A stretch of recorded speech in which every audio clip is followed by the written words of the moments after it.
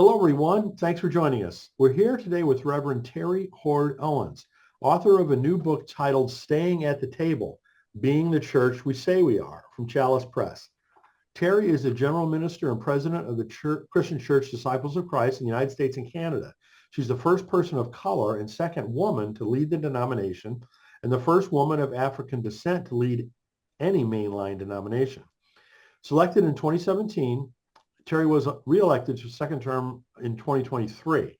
Her ministry actively reflects the disciples' priority of being an anti-racist church, being a movement for wholeness, and welcoming all to the Lord's table as God has welcomed us. Her exhortation to the church is, let's be the church we say we are. It is in being who we say we are that we are actively bearing witness to God's limitless love for all. Reverend Hord Owens earned her bachelor's degree in government with a minor in Afro-American studies from Harvard. Her resume includes more than 20 years in corporate America that we were just reminiscing about a moment ago, leading diverse teams in data management in healthcare and other industries before she entered seminary. A graduate of the University of Chicago Divinity School, Terri served 12 years as the dean of students at her alma mater. She also served as the pastor of First Christian Church of Downers Grove, Illinois, where under her leadership, the church became an open and affirming anti-racism, pro-reconciliation congregation. Terri's ministry and intellectual interests include spiritual development, the theology of reconciliation, cultural intelligence, developing inclusive and multicultural congregations, and the mentoring of young adults. Terri is also a wife, mother, and grandmother. You can learn more at disciples.org. So Terri, it's so wonderful to meet you, and thanks so much for all of the work that you've done. Oh, thanks so much, Brian. It's always when you work on a book, and of course, we are our own worst critics. It's gratifying when people express interest, and so in many ways, I say that this book is really almost the sermon of my life. It's people who know me and read it are like, I hear you. You say these things. This is what you've been saying and talking about. So thanks again for your interest. It's good Oh, to talk sure. with Oh, you. it's an excellent book, and I'm really glad, to have the chance to speak with you about it. Is there anything else you'd like people to know about you besides what I touched on there? Well, I'm not sure how familiar people are with the Disciples of Christ, but we are we're one of the smaller mainline denominations, right at a little under 3,000 congregations. We are congregational polity, which means, our congregations call their own pastors, own their own buildings.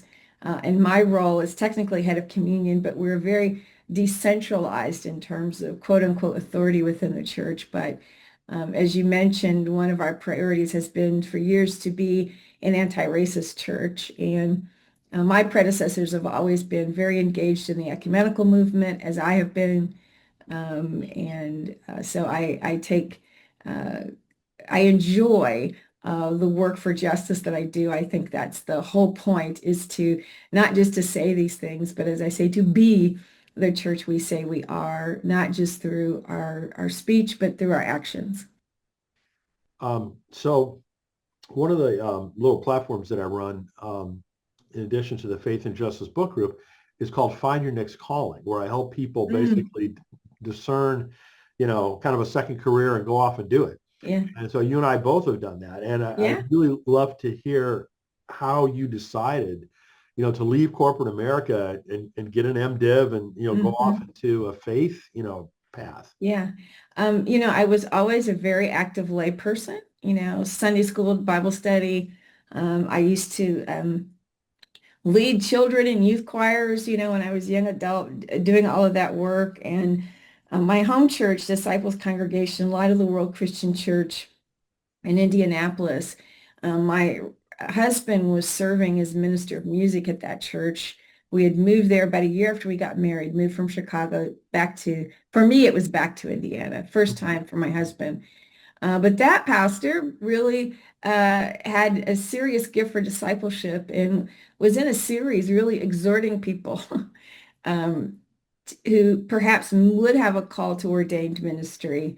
And I watch a lot of other people accept their calls, and that pastor in 43 years of pastoring ordained over 50 people. I Yeah. was like number 28. So I was one of the people who was trying to sift through, is this person for real? Are they, do they just want to bask in the reflected glory of this large church and et cetera? And it literally, I have a call story similar to Isaiah. I was directing the children's choir Palm Sunday, and we did this. I did drama ministry, so the kids did a reenactment. We did have a live donkey, but they all had their biblical clothes on and they're waving palms. My son was probably about 6 years old at the time, and they sang, and we took our seats in the rear of the sanctuary. And that Sunday, when the pastor gave the invitation to discipleship, I felt as though literally something was pulling the back of my Wow. collar. Huh. And what I'm told is, I was in tears and I sort of stumbled down the aisle. And the pastor said, "Are you okay?" And my mother immediately came up to be sure I was okay, as did my husband. And I said, "I have to accept my call. I have to accept my call." And my husband had been during this series. It got so I don't know, heavy for me. I was resisting it so much. I missed church on a couple of Sundays while this sermon was being preached because I just didn't want to hear it. I literally didn't go to church for a couple of weeks because Wow. I was like, this is not what I want to do. My husband was working for a church. I had a comfortable salary. I felt like I was blessed to have the salary that I did, and my husband could live out his calling. And I had begun, quite honestly, to sort of not resent, but say, why are you so happy? Why are you so fulfilled? And I had a lot of success in the corporate world. I will say my sense of who I was as a leader often bumped up against the culture of Sure. some of the institutions. And Sure. I was very much a square peg in a round hole in many places. But yeah, that was the story of accepting my call. And this pastor already had a monthly gathering of pre-seminarians Hmm. Hmm. trying to help people get ready for seminary. And I read a book, which you may be familiar with, which is, gosh, probably 40 years old now. It's called Maximizing Your Effectiveness Oh, yeah. by Aubrey Malphurs. He was one of the people at Willow Creek, right, the large Okay. evangelical church that had started this whole movement to learn, discern spiritual gifts. And the thing I liked about that book was it was about the sphere in which you do ministry, not just your spiritual gifts, but your personality, your leadership style, a lot of other different factors, your Myers-Briggs score, all of those things. And I took the book to the pastor and I said, "This is something I think our group could read." He said, "Will you teach it?" He had read the book. He said, "You teach it." And so I was given the opportunity to prepare a course and took a seminary class, Intro to New Testament with Ron Allen at Christian Theological Seminary as a non-degree student, not sure what I was going to do. So in the process of doing those things and kind of putting my toes in the water, Hmm. and I have to give credit to Ron Allen, I thought, well, maybe I'll be a seminary professor. And he said to me, "Well, you have to decide whether the pain of getting a PhD is something that you really, is the research part something that you care enough about?" And over the years, I've come to understand that in fact, I'm sort of on leave from Chicago Theological in their PhD. I started that program before I was elected to my current position. And I want that degree not because I want to be a junior professor at a seminary, but because I do want to have a teaching credential ultimately Hmm. to do that kind of work. So, and then this is the first time I've been in full-time ministry. I was always Hmm. bivocational. Wow. At the divinity school, I was dean of students for 12 years, and I pastored a church Yeah. during that Yeah. time. And so, yeah, the journey is different for all of us, but not everybody has one of those sort of. I feel like my call that day was almost mystical because it was a very emotional thing and something almost just sort of hit me. And I literally had been running from it. And most people who are called to ministry have that sense of, not sure that I want to do all that. But I'm grateful for it. Um, Frank Thomas, I don't know if you know Reverend Dr. Frank Yes, Thomas, I who was going is, to ask you about him. I know him very well. He's come yeah, to some of my Frank writers' is, conferences. Frank, I was on the board of Christian Theological Seminary for Sure. about almost 12 years before I resigned once I was elected to this role. And the then president, Matt Bolton, he and I had been students together at the University of Chicago. I was in the MDiv, Matt was in the PhD program.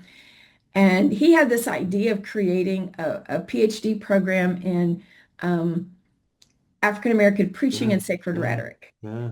and wanted to. Frank was the editor of the African American Pulpit, a journal on African American preaching, and I knew Frank, and so as a member of the board, I was calling Frank saying, "This is real. There is money for this. As a board member, I think this would be awesome." And so I'm very proud that I was one of those who helped bring about that program from the board perspective and helped to really encourage Frank to say, we really want you and this is a legitimate thing. And Frank always tried to get me, still tries to get me to enroll in that particular PhD program. And one day he said to me, he said, "You really love the church, don't you?" And I think because he's pastored, but realizes he's more of an academic than he is a pastor. And he enjoys that more. And I said, yeah, I really do. I do love the church. I believe, as most disciples do, in an educated clergy and an educated laity from that standpoint, that we all can access the truth of Scripture, that we're supposed to wrestle with both our head and our heart. And I believe those things, but I'm going to finish the PhD just because I want the credential. Um, but I do dearly love the church and never thought I would be a pastor. I thought that I needed to get an MDiv because I was interested in doing all this work with drama ministry. And I wanted the things that I wrote to have theological and biblical integrity. Mm, mm. And so that's really what drove me to go. I said, I want the blessing of my church to say she has gifts. I wanted that, but I never in a million years thought I would ever wind up pastoring a local congregation. But Mm. that has been one of the great joys of my life doing so. Wow. Well, good for you. Good for you. So let's talk about the book. As I said, the title is Staying at the Table, Being the Church Mhm. We Say We Are, and it's from Chalice Press. How did that book come about? I have been, different people, including Chalice Press, were curious as to whether or not I might have something to say. Would I want to write a book that could be, I think our GMPs, there's almost a tradition where there's some sort of vision or strategy book that they have produced during their tenure and then sort of a memoir later. And I really resisted doing this for a while because I wasn't sure what I would say. I almost felt like I didn't know enough in those first few years. What would I do? And we've gone through a lot of um, important and really transformative changes to our governance.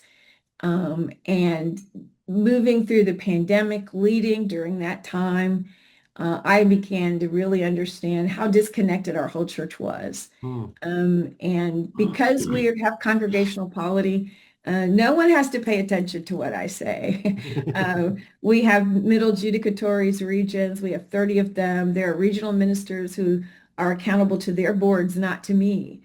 And my role is really one of communication and my job description talks about vision and strategy, but it doesn't really give me a lot of operational authority to enact that. I Hmm. have to move through the body of our general board and our general assembly in order to make those things happen, which was a big shift for me coming from an environment where I'm kind of at the top of the totem pole and just able to say, this is what we're doing, and that's what we do.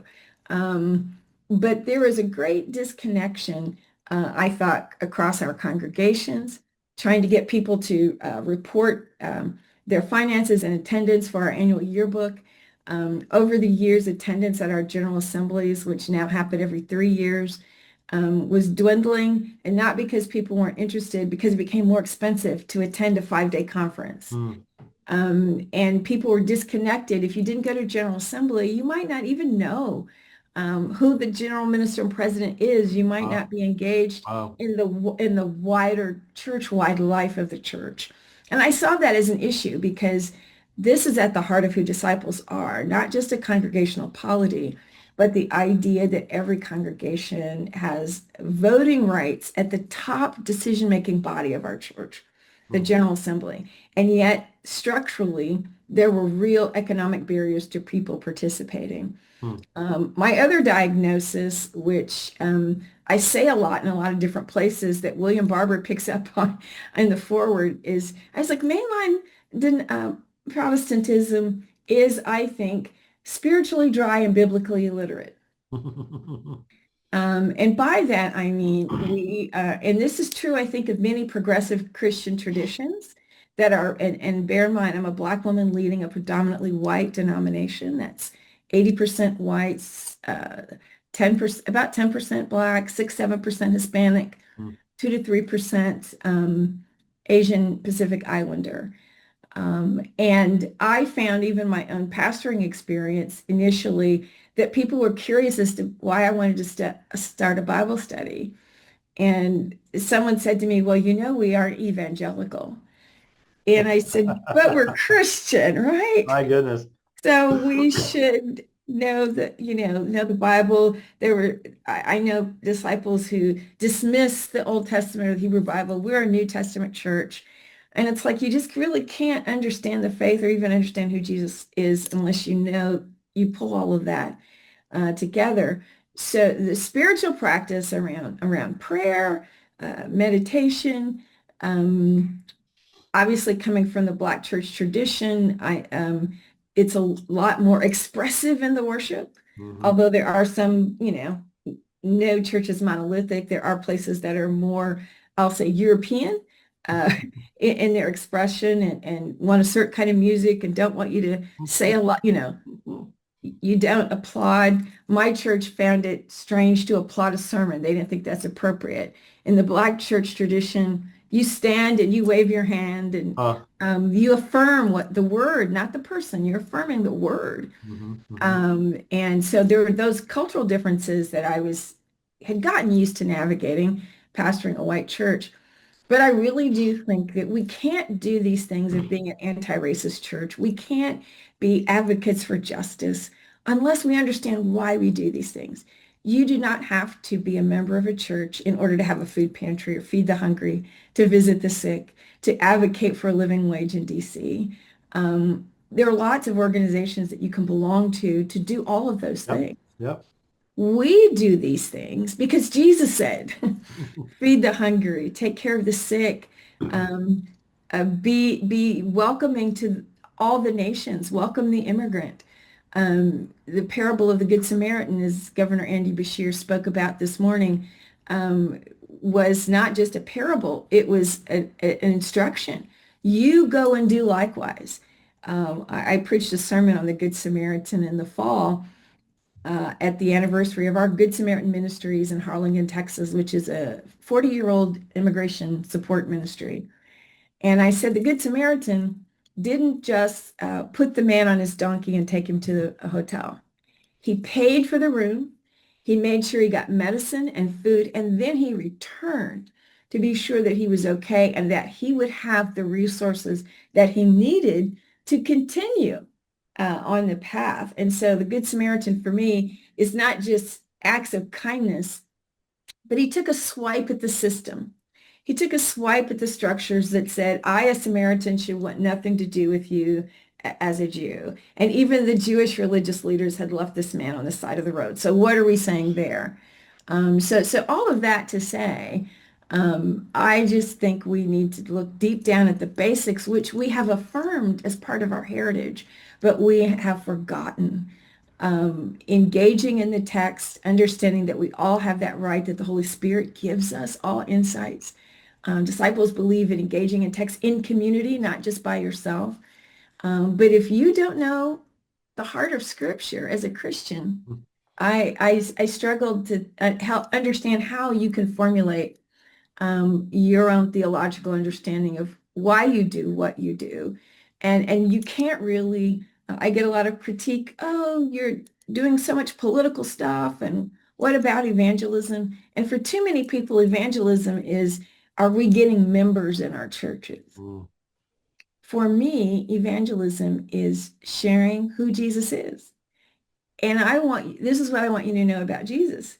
Jesus wants you to eat.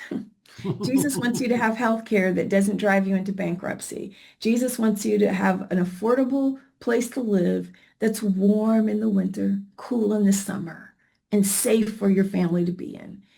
Jesus wants you to be able to earn enough to be able to have all that you need and comfortably take care of your family. Jesus wants your children to have access to an education that's not based on how much your house is worth. Jesus wants you to welcome people who are not like you, and to understand that they too are created by God. These are things that Jesus has said. So if I need to show you that I do these things because Jesus said so. And Jesus has called me to love you. And that's why I'm doing these things. I want you to come with me and do these things that Jesus told us to do. Because I'm going to work to be sure you have those things. So let's together work to be sure everybody has those things. So when I say biblical literacy, I mean a real, um, a critical understanding of the text, but also a heart understanding that this is how we know what Jesus said, and we have to make it real in every generation. And if we don't have any kind of connection to, or even respect for an idea that something is bigger than we are, I think a lot of liberal folks in our country will say they are Christian and they have a lot of arrogance because their policy and their this and their that is the end all be all, and they will poo-poo the practice of religion. The human institutions that we preside over are not what Jesus ever imagined or intended.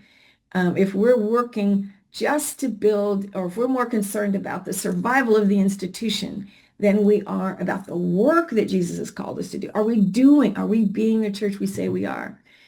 Disciples, we say we welcome all to the Lord's table as God has welcomed us. We have an open table.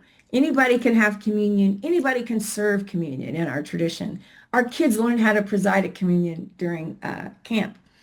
So we are it's a believer's meal, and we don't have the rules about who, so-and-so has to be able to touch the bread or pray for the cup. We don't have those rules or that doctrine. And at the same time, that welcoming all must mean more than just welcoming you to the meal at the end of service. If we welcome you to the table, this is the covenant that Jesus establishes with. He said, those who will come to believe in me because of you, what you've said. The covenant is what we're inviting them to, the community. And so if we welcome all to the meal, we got to welcome them to the community. But then, as we know, particularly in days like today, the hard part is staying. The hard part is staying in the community, staying at the table, respecting and loving each other enough that even when we disagree, even when I don't like you, I can never get past the fact that I don't get to decide whether you have a seat. God has given you that. So anyways, this is kind of where the book came from, and trying to codify it in a way to help the church understand why the governance changes that we made were so important to me. The idea that everybody being able to participate using technology, even though I'm a technology person, right? I didn't just do it as a tech project. We discerned as a group of people, a governance committee on the general board, that covenant was something our church needed to reclaim. And so we created a curriculum called Covenant Conversations, and the changes to the design allow for us to have these online, virtual, and even hybrid meetings where people can vote and participate online, so that our participation is no longer limited to those who can just physically be in a given place at a given time. And so those changes, it was important for me to be able to speak to the church and say, there's a reason we're doing this. It's not just moving the rules, but it's trying to create greater access for our congregations. Cool. So I'd like to talk about the title a little bit. Yeah. Staying at the table can mean several different things, right? And you touch on some of the things in the book. So one meaning would be emphasize inclusion and the idea of being invited to the table in the first place. Right. Another meaning could imply fighting against the attrition that mainline, churches have been experiencing. Another meaning could mean to be stay engaged in something despite very valid reasons to leave, right? or the meaning could be more specific to the Eucharist, of course. Yeah, yeah, yeah. So can you tell us a little bit about how you viewed that title? hmm Well, that title, I hope that it would have resonance with disciples because of our embrace of the idea of an open table. Most of us understand what that is and why that is. And when I visit churches, I'm always curious to hear how the minister will make that invitation to the table and the things that we say to be sure that people know they're welcome, that they're invited. One of the great ecumenical points of difference that is yet to be resolved is that at the World Council of Churches, Christians all over the world, the one thing we cannot do together is have communion because so many people disagree about what it means, who can preside, who can take it. Mm. The one tradition that we all share. Uh, Kind of crazy, isn't it? Yeah, it's kind of crazy. And we had a small group discussion on the Central Committee a few years ago, and it was like, what would be one thing we could do to improve relations among our churches? And it was like, we got to learn how to have communion together. And I realized there are lots of theological reasons. But some of these ecumenical bodies are places where even when we have different doctrinal perspectives on things, there is at least an underlying agreement that our mutual interests as people of faith, as Christians, number one, and then we're involved in a lot of interfaith work with Muslims, Jews, Hindus, um, people who have no stated faith, right? Being at the table involves, one person said to me, well, Terry, how can I stay at the table when my seat is prickly? And what they're alluding to is the fact, and this person was a gay woman. Mm. And I said to her, I said, are you talking about your seat at this table in the disciples? Is that what you're talking about? Because there, even though we have made a statement that we welcome all regardless of sexual orientation, which was a very controversial one back in 2013, Mm. we still have churches where that wouldn't be permitted. But in the broad set of things, if we're to be church and if we're to be part of the body of Christ, we have to learn to stay at the table even when it's difficult for us to remain, but Mm. also when difficult in terms of even our own experience. And what I said to this woman was, do you think that my seat is padded here? being being a Black woman leading a predominantly white mainline institution, I don't have a padded seat. I have to work, right? I have to work to both help change the system, but also to leverage it and convince and persuade others of ways in which we can enrich and help. So staying at the table also has to do with the way in which we talk about each other. Disciples will say, we're the church where we walk together even when we disagree. And there are some who would say, oh, we should never then talk about anything that's controversial. Somebody said to me when I was elected, oh, Terry, I hope you'll never do anything to divide the church. Well, what do you mean by that? Do you mean I can't say something if anybody disagrees with it? Um, if we're only going to have unity because we don't deal with the hard topics, to me, we talk about cheap grace. I think there's such a thing as cheap unity, and that's avoiding the Yeah, difficult yeah. conversations.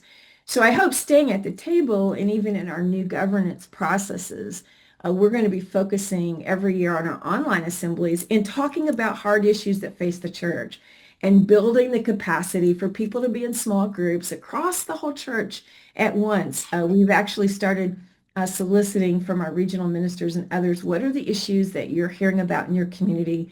We need to find sort of a test case for our first assembly because we want people to experience this idea of discussing and discerning together and listening to other opinions. So that for me is part of staying too. It's a capacity we have to develop to listen and learn from each other, as opposed to being triggered by a word in a resolution and we get on the floor of an assembly and we're at the mic arguing against something that we really don't understand, or the church is too liberal, so I'm not going to say anything, or those people are too conservative. So on either end of the spectrum, be if sorry to use those labels of liberal and progressive, but on both ends of the spectrum, people at the extreme ends can be just as oppressive as the other end, insisting that people see things their way.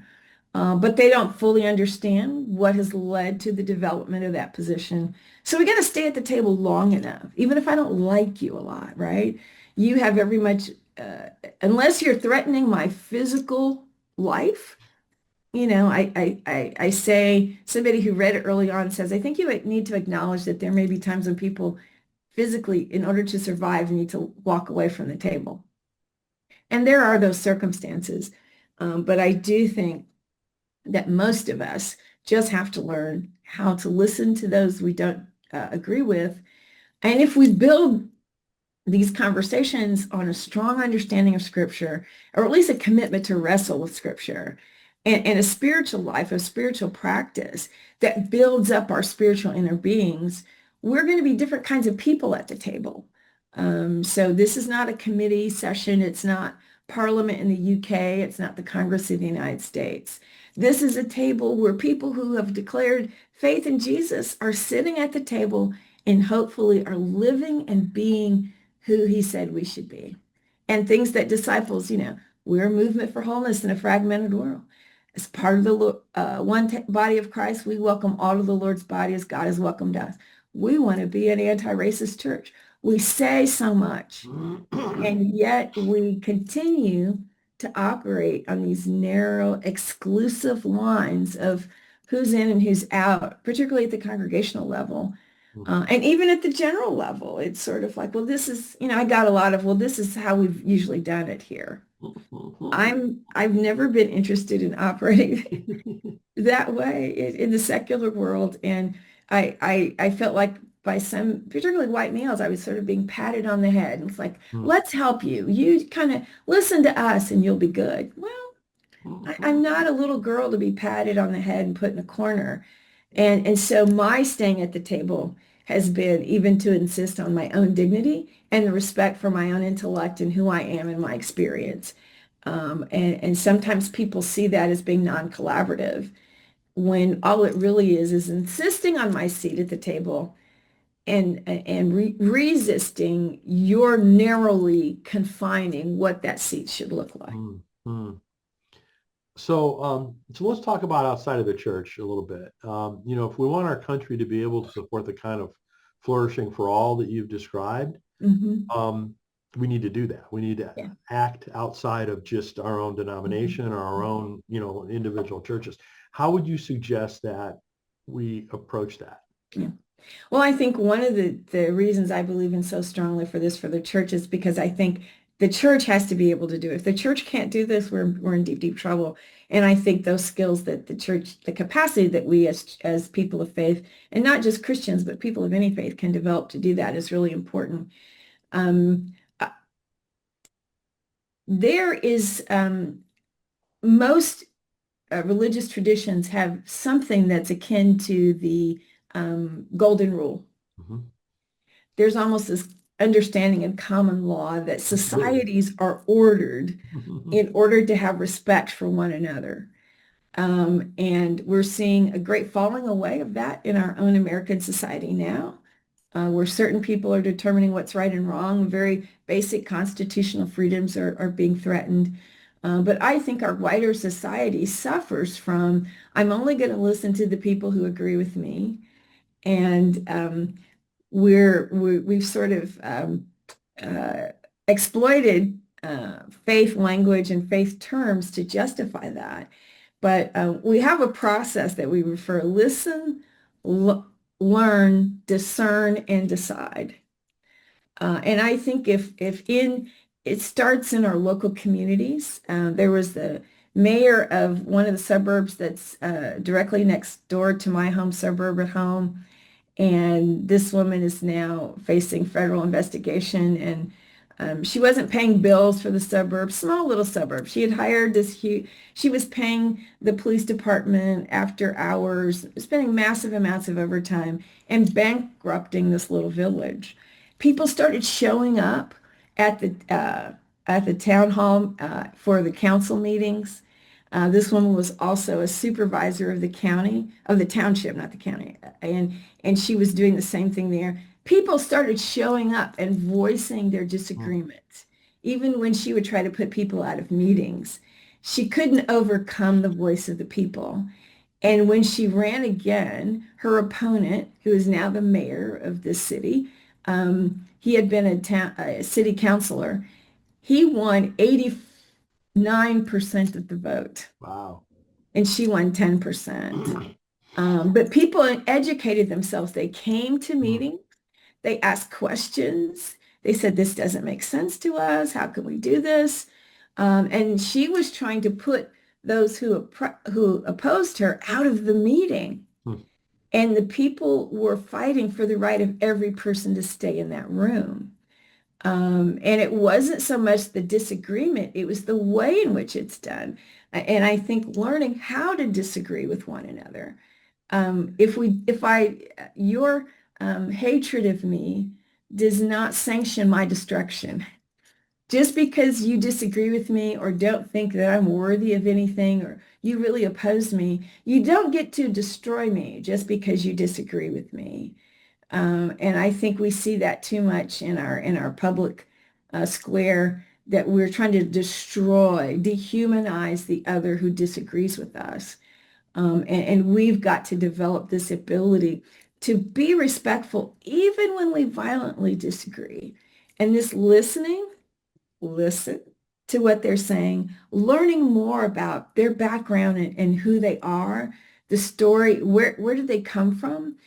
Do you know about communities on the south side of Chicago?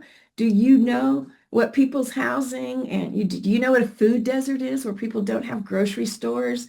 They only have convenience stores. They have very expensive, not so healthy food.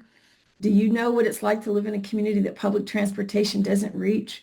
To live in a world where you can barely afford to pay the premiums on your health care?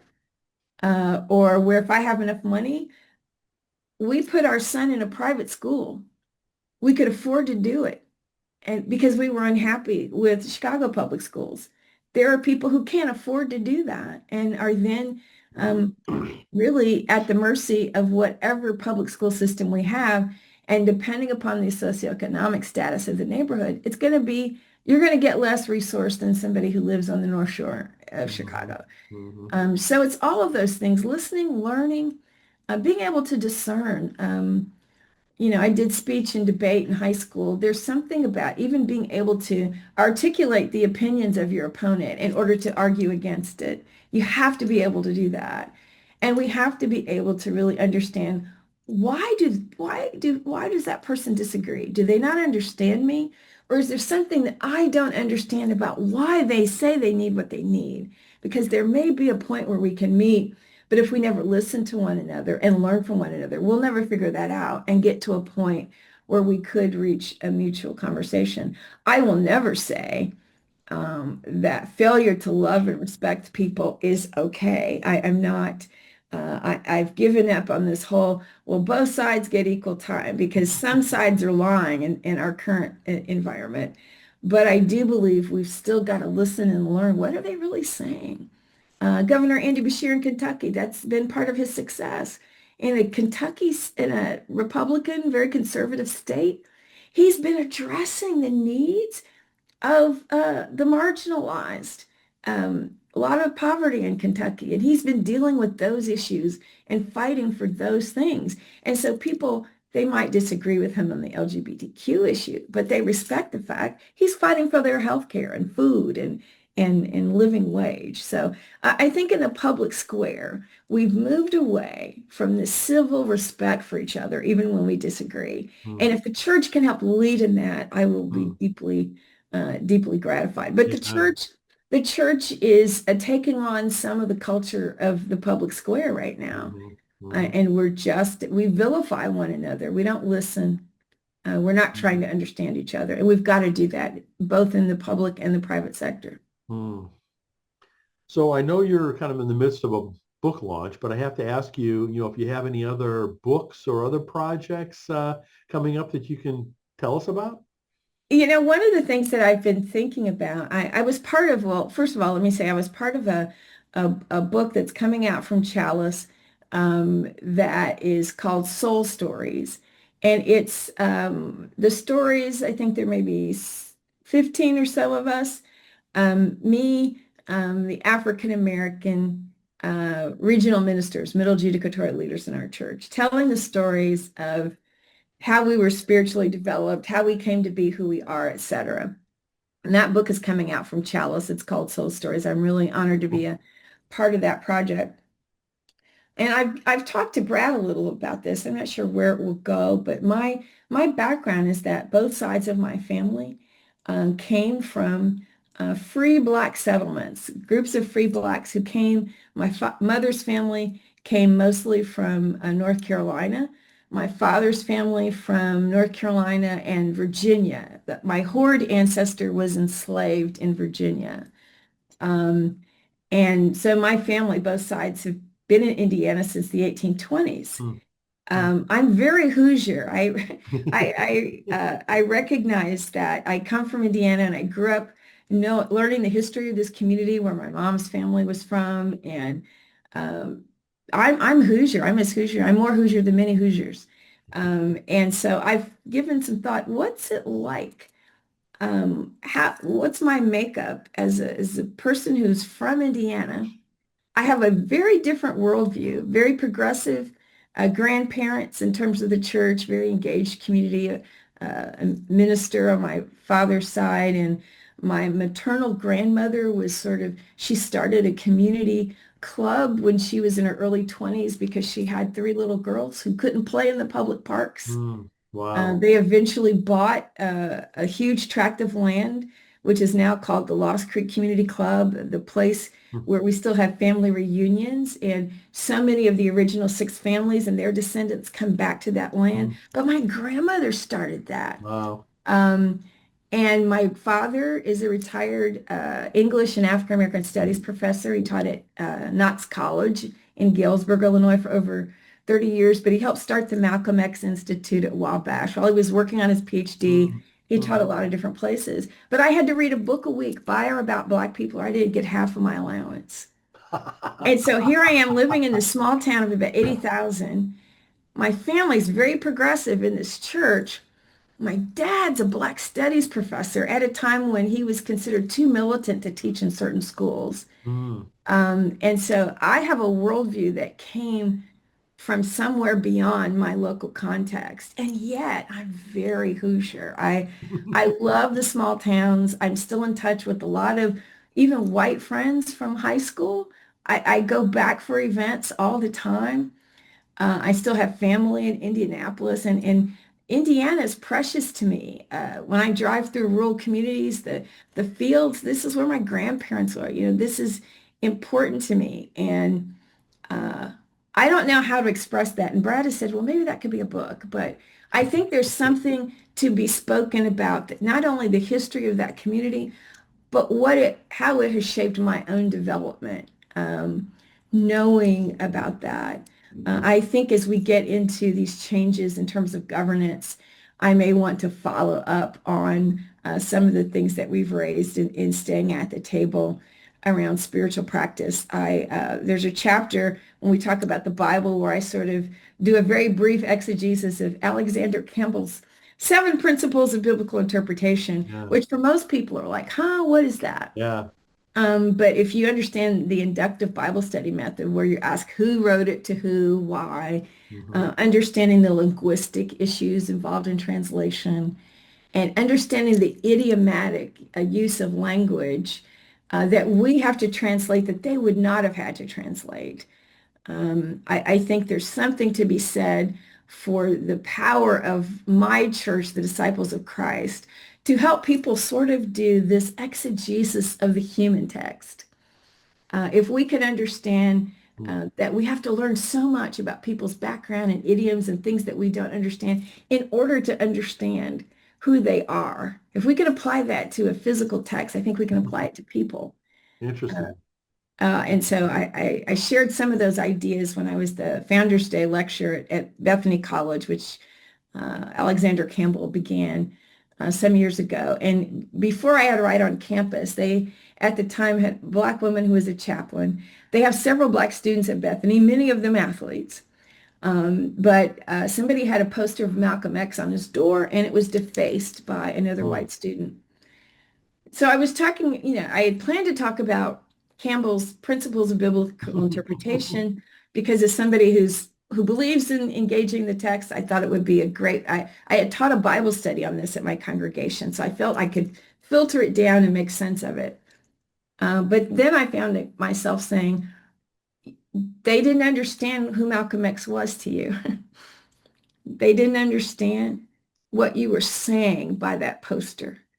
The cultural context that you had that they didn't have, the failure even to acknowledge the fact that just because they didn't understand or just because they disagreed did not mean they had the right to destroy your speech and to threaten your very presence on this campus. And that's part of what Campbell is saying about the text. We've really got to get behind, the King James, even our modern translations. They try to do as good a job as they can. But if I'm working with people in West Virginia or people in Texas, when I go to Texas, depending upon what part of the state I'm in, I'm always asking people, okay, so like what are the issues on the ground? Where is this church? Is this a purple church? Are they red? Are they blue? Like where are they?